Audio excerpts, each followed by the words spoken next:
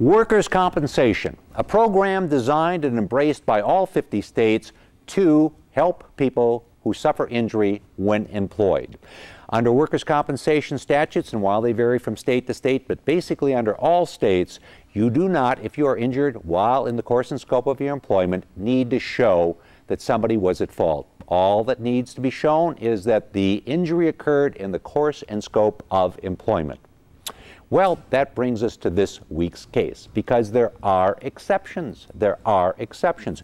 And one exception is that if the injury is self-inflicted, if somebody actually injures themselves, I mean, if they pull out a knife and stab themselves in the leg, they do not get workers' compensation.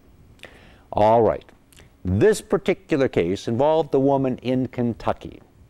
Turned out that she suffered a bad fall at work, and it turned out that she suffered the fall because of the kind of high heels she was wearing and because she was just very clumsy in attempting to pick up some stuff off the floor.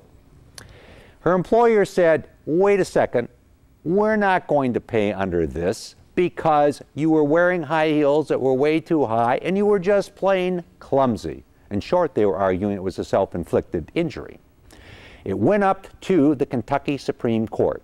There, the Kentucky Supreme Court looked at it and they said, well, hang on a second.